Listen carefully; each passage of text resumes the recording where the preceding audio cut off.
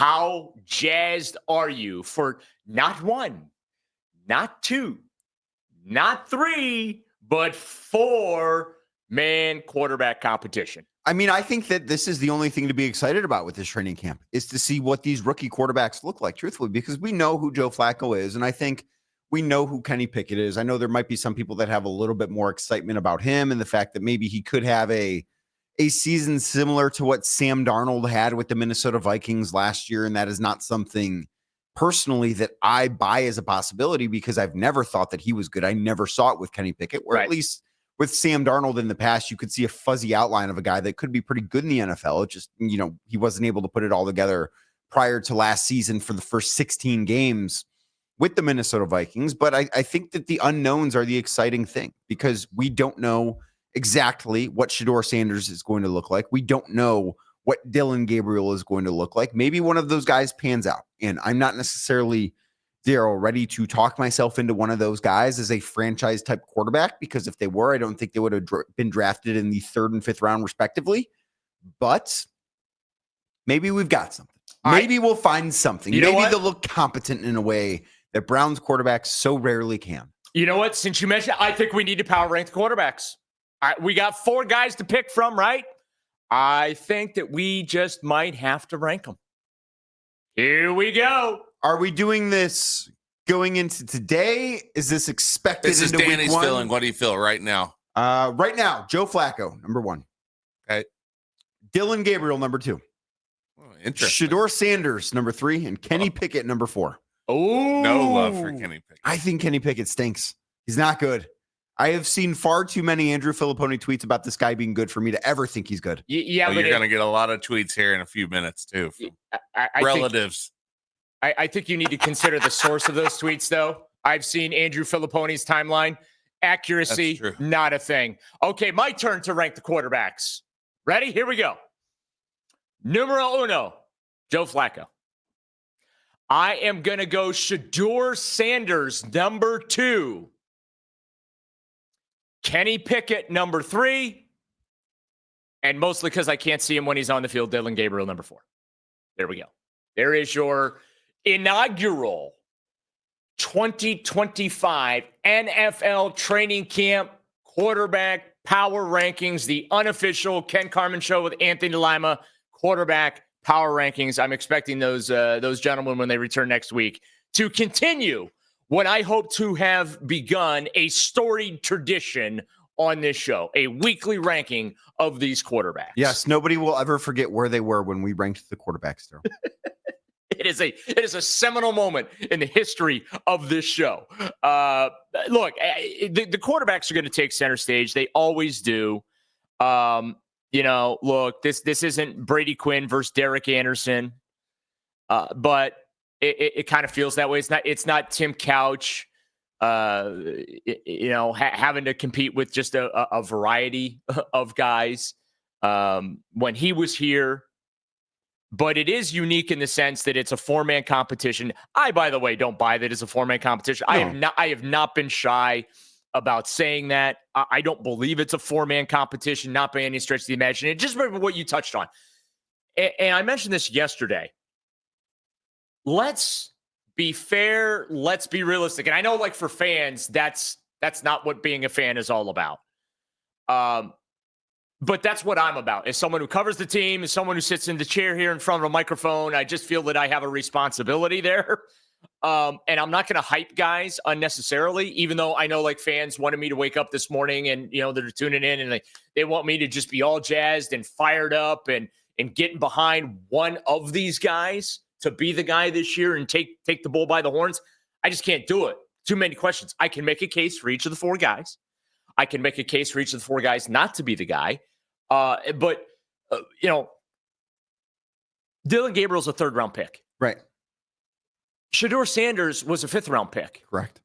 That's not me sitting here taking pot shots at either one of those guys. That's just me trying to look through a realistic lens that I never have expectation that a 3rd-round pick is a week 1 starter or that a 5th-round pick is a week 1 starter. At any position, not just quarterback. At any position. Well, yeah, most any position. Maybe if it's an offensive lineman, you might think they can slide in there. But, like, I can't bring myself to do that. And I can't bring myself to sell that to you Browns fans because I just don't think it's fair. Yes, Shedeur has the raw talent. There's no question about that. But I cannot stress this enough. It's raw talent. And also, the Browns went into the draft. And I know the Shedeur, the Shishills, including two of them here at the station. One, Jonathan Peterlin, who is Shishill Sr., and then Shishill Jr., my partner on Sundays, Nick Padone, will be upset with me saying this, but they had no intention of drafting Shedeur Sanders. That was a situation where it's the 5th round. You got a couple of picks in your pocket in the 6th and the 7th round. You're just like, we did everything we came here to do. Let's call our friends in Philadelphia. Why not? He's still on the board. Maybe we catch lightning in a bottle. Let's go ahead and draft the kid. Why not? It was a why not pick. And again, I don't say that disrespectfully towards Shedeur, and it's not a criticism, but it is a reality. And there are things in his game that I know organizationally the Browns want to like get out of it. Like they want him to break a couple of habits as well. So I don't have any illusions that he's going to be ready. Now, the moment he takes the field, city's going to go bananas. The country's going to go bananas. All the Shishills are going to go bananas.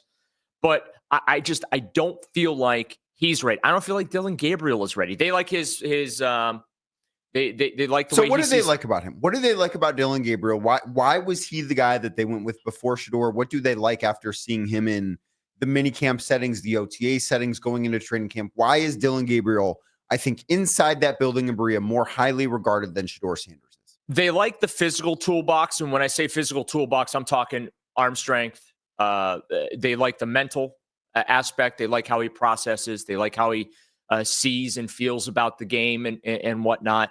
And look, to be honest, there are things to like about Dillon Gabriel. Like let's be clear about that.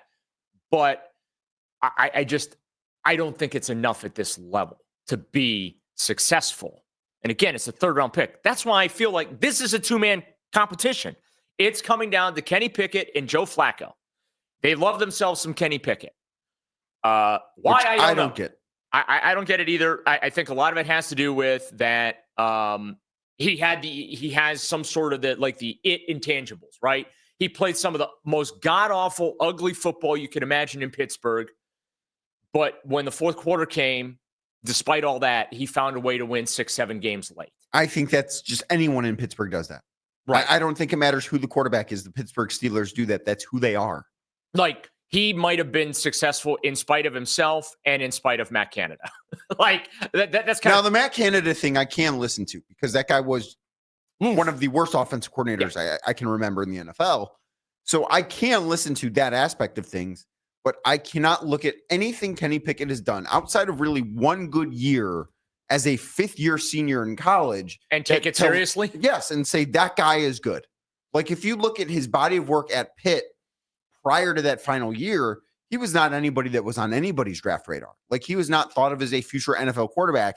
Then he's overdrafted in the 1st round because he went to Pitt and the Pittsburgh Steelers need a quarterback. And it's a great story, and I understand all that. Gets to the NFL, he stinks. And then he goes to Philadelphia and he's a backup, and that's fine. And I don't think expecting anything of him is the right thing to do. Training camp coverage powered by Genesee Brewing Company and Window Nation. We're going to continue the conversation. What are you expecting to see out in Berea starting this afternoon? You know, is this where I go, old man yells at cloud and complain about how long training camp is? I don't know that. Sure. I just think it's too long now with the condition that these players are in physically. See, I feel like the old man yells at cloud take would be that it's not long enough. That back in your day it was tougher and rougher. No.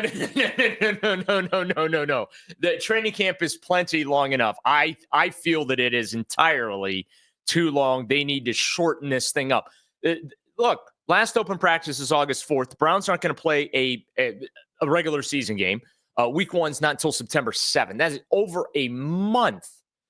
That's a very long time. It's ridiculously long. And I'm not blaming the Browns for that. Of course, they're going to go to Carolina for a joint practice. They're going to go to Philadelphia for a couple of joint practices. That's where the rubber meets the road, those joint practices, because they tend to tell us just how this season is going to go. Just like last year against the Vikings, right? remember the practice where like the offensive line couldn't get set. Yes. They could not do the basic function of lining up and not moving until the football was snapped. Like every play was a pre-snap penalty. And then there was the Deshaun seeing ghosts every time a Viking defender broke through. And so I will admit, at the time, I myself downplayed it a little bit, and I probably shouldn't have. Well, also, wasn't the defense awesome in that setting too? Yep. Like, wasn't the defense terrorizing Sam Darnold? And that certainly did not carry over because the Browns' defense wasn't as good, and Sam Darnold turned out to be great last year. But the Browns ended up leading the NFL in pre-snap penalties last year. Sure. We know what happened with Deshaun pre-Achilles injury. He was bad. You're being very generous. He was very bad. And so that was a sign of things to come. I remember when the Giants came to town. Same thing. I remember practices against the Bills. The Eagles slapping them around for a couple of days. Like, the joint practices are where you really get the pulse of where the team is and what it's going to be like. So the trip to Carolina, the trip to Philadelphia, going to be very, very important for this football team as they get ready for the 2025 season. Of course, Danny, like we are going to talk about the quarterback situation until we're blue in the face, even after they have a resolution. And by resolution, I mean I guess pick somebody out of a hat, flip. I mean, I don't think that Kevin Stefanski is going to go full Romeo Cornell here and start flipping coins. But I don't know. I think that'd be pretty entertaining if the Browns are always looking for some good content for social media. That'd be some pretty cool content, right? I think that'd be pretty embarrassing, but in a good way, right? In a fun way. I don't know that embarrassing is ever in a good way. But continue. I don't know. People think that when I do stuff, it's embarrassing in a good way. Yeah, I don't know if an organization because it gives them the comedic material to pick on me. That's what I mean. Yes. I don't know that the Browns need more of that. I think they've got plenty. You feel the jokes just write themselves. I do. Okay. I think they wear the jokes on their heads. So you're not going to be. You're not. That's later today, Danny. Yeah, that's later today. Oh, right. Big reveal coming later today. It's going to be bad. It's going to be brown. Spoiler alert! It's going to be brown. I said, they don't need to flip a coin to decide who the quarterback is. Right. I think we are there. But while we incessantly focus on every little detail when it comes to the quarterbacks, who's talking to who on the practice field, who's getting reps, when, with who, what flavor of Gatorade are they drinking during the down portions, right? How does Kevin Stefanski split these guys up? My belief is he's just going to keep doing what he did during the offseason program minicamp, put the rookies together, put the two vets on separate fields so you maximize the time for your reps. But I want to talk about the rest of this football team because, no question about it, how this season is going to go how the quarterbacks go, right? And that's the way it is every year. Good quarterback play usually means you're going to have a good year. If you have a quarterback carousel, either because of injury or because none of these guys can play, you're probably in for a very long year.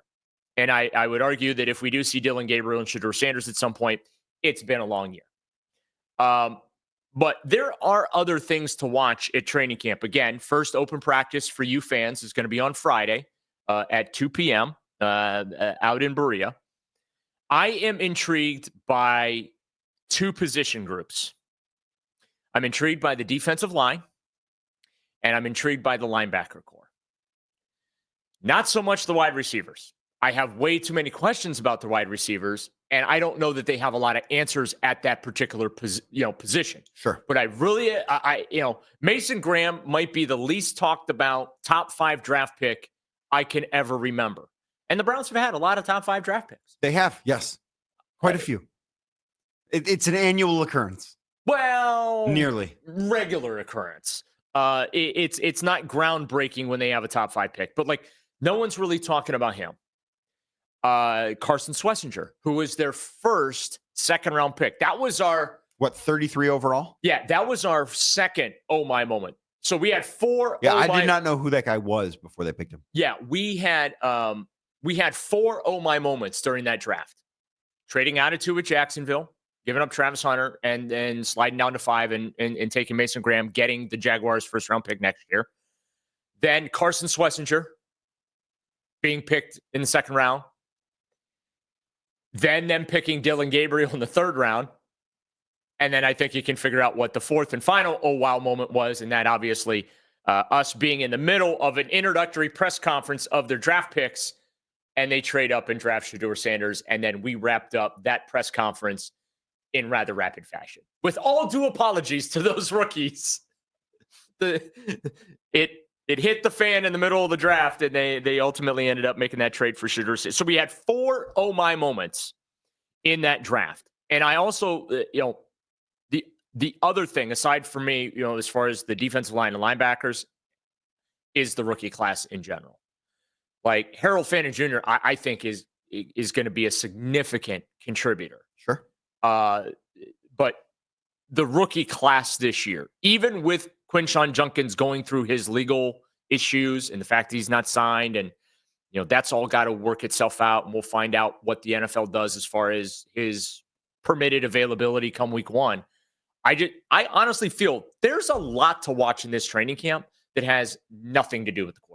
Right. And I think there is stuff on the offense that has a lot to watch that is not quarterback centric. And I look at what this offensive line is going to look like. Having a new offensive line coach after last year was just an abject disaster at that spot, and getting back to this scheme that Kevin Stefanski ran so well when the Browns were good under him a few years back.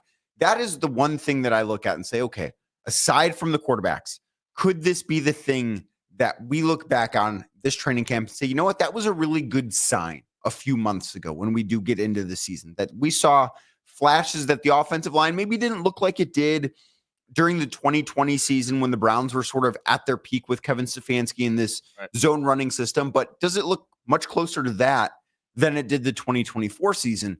I do think that we could be talking about that in a positive way. And if that is the case, that is the one thing that would make me feel as if, okay, the Browns are maybe going to be a little bit better than I personally am anticipating them being.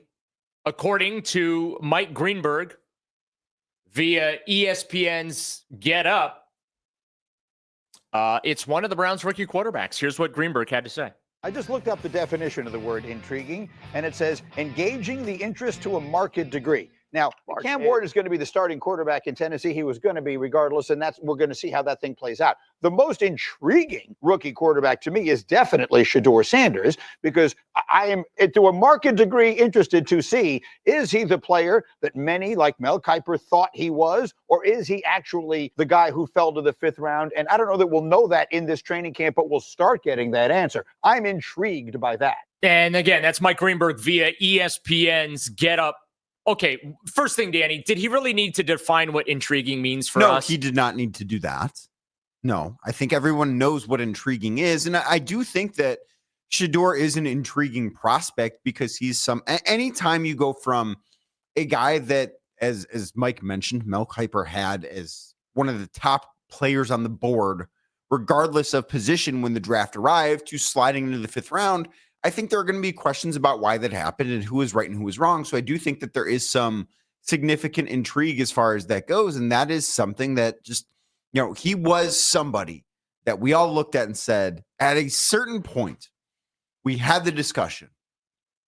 Should the Browns take Shedeur Sanders number 2 overall? And obviously they felt as if they shouldn't. Absolutely nobody expected him to be available where he was when the Browns picked him in the 5th round. But I do think that just that slide, the story itself, I do find to be very intriguing. Whether or not he's going to work out, I have no idea. But I think that this story, if nothing else, is intriguing. For me, the only thing that's really intriguing is when are the Browns going to be forced to play Shedeur Sanders? Because this is how it goes with them. When they do these quarterback competitions historically, and again, I go all the way back to the early 2000s when they started bringing in competition for Tim Couch. They have usually had to play everybody in that competition at some point. Like, you have the training camp battle, you pick the winner, and then you're going to see the other guy at some point. I don't want to see all 4 quarterbacks. I'm on record earlier this week. I said, Danny, and I don't know how you feel about this. I honestly am not in a rush or a hurry or anxious to see Shedeur Sanders or even Dylan Gabriel. Well, you're going to see him. You're going to. That's how this goes. Either of these rookies, I don't have much interest in them seeing the field this year because I feel like if you're doing that, things have gone south, which obviously that'd be bad for Browns fan, right? Another season going south. And then also too, it means you're just searching. You're just throwing stuff against the wall, hoping you stick. Now, I would argue that that's what the Shedeur pick was to begin with in the 5th round. It was just, hey, why not? Let's just throw something against the wall here. Let's take this kid. Maybe we get something to stick. I would argue that's any 5th round pick, any 6th round pick, any 7th round pick. The hit rate on those guys is not very high. Shedeur Sanders or not. I think that's any of those picks in that area of the NFL draft. Now, he's a polarizing guy. But in this case, I feel like Shedeur's a polarizing guy in a positive way. Like, aside from the whole speeding ticket thing, and I certainly don't want to downplay that, but I'm certainly not going to make a mountain out of a molehill there either. He has done an incredible job since coming to Cleveland, going to high schools, doing things in the community. The apartment complex explosion. Him, helping with the fundraiser for that. The KFC window thing was absolutely hilarious. So he has shown that he's got a good heart. He has shown he's got a great personality. He has shown why he is so beloved on social media. But now the time has come for him to show why he should be beloved on the football field. Well, I don't think anyone ever doubted that he was not a good person, right? Like I've not heard any bad things about Shedeur Sanders, the guy. I've not heard anyone say that he's a bad guy or not a good person or any of those things. Most of it's residue because of who his dad is. Well, yes, and because of the way that program at Colorado operated. And I do understand that, but I don't think that that's necessarily Shedeur's fault. And listen, we live in a different day and age now, especially with the way that collegiate programs are operated than 5-10 years ago. And I think that as a football society, we are still adjusting to that, and that's going to take some time, and that's okay.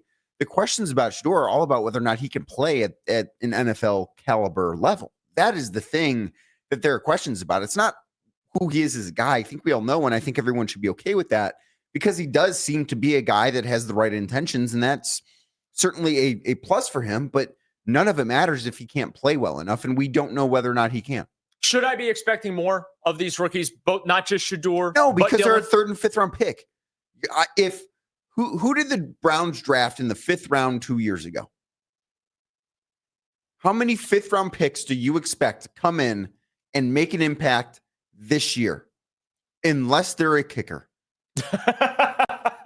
I'm serious. You don't draft kickers, by the way. There are things you do not do in the draft. But when you draft a kicker in the 5th round, you expect, okay, that guy's going to be my starting kicker. There are high expectations for that guy. Yeah. If you draft an offensive tackle in the 5th round, like DeJuan Jones was a 4th round pick, did anyone expect him coming into training camp to say, left tackle of the future right there? No, that's an absurd expectation for a 4th round pick. But when he was forced on the field and he played well, as a rookie, but that was seeing my expectation flipped. That was okay, but you actually saw proof of concept before. That's fair. We're going into training camp. You can't expect a 5th round pick or a 3rd round pick even, especially at the quarterback position, to be the guy. That's unfair to those guys. 3rd round quarterbacks are more often than not, like the best case scenario was a backup quarterback for a long time. If Dylan Gabriel is a backup quarterback in the NFL, whether it's with the Browns or with somebody else for 10 years, that is for him, given where he was drafted, an incredibly successful career. If Shedeur Sanders gets a 2nd contract in the NFL, that is an upset for a 5th round quarterback draft. Those things, we have to adjust our expectations with where these guys are drafted. It's not fair to put franchise type expectations on a 3rd round pick, on a 5th round pick. If you play wide receiver and you're drafted in the 5th round, how many wide receivers have the Browns drafted in the 5th round that have not been good? Pretty much all of them. Exactly. Whoever, when you get drafted in the 5th round, like the hit rate is around, I would want to say, probably somewhere between 10 and 20%. I'm going to for go guys a step being further. good. The receivers the Browns draft in the 3rd round usually end up Also not being bad. very good. Yes. Andrew Berry, I think the thing he does worst is draft wide receivers. Yes. He's very good at trading for them. Awful at drafting them. Not so great at picking them in the NFL draft. What are your expectations for Shedeur Sanders? Am I being pessimistic is the wrong word. Am I being too realistic by sitting here saying, yeah, don't need to see Shedeur this year. He's a 5th round pick. I think don't need to put that on his plate this year. Let him grow, let him evolve, let him develop. And then let's maybe next year think about, okay, what do you need to do to get this kid ready to go get on the field? I think your expectations of the Browns are wrong if that's what you think is going to happen, because that might be the right thing to do, but that does not happen in Cleveland, Daryl. We will at some point this year see Shedeur Sanders on the football field.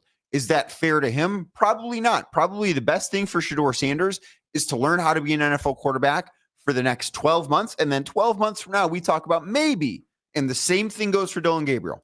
The same exact conversation goes for Dillon Gabriel. Maybe 12 months from now, we're talking about that guy potentially playing. However, we are in Cleveland, Ohio, and that does not happen here. I feel seen, and I feel like Danny Cunningham just called me out. I think so. 216-474-0092. Training camp for the Browns gets underway. You, the fans, you get to go out there starting on Friday. I'll be out there today. Again, Shedeur Sanders, most intriguing rookie quarterback in 2025.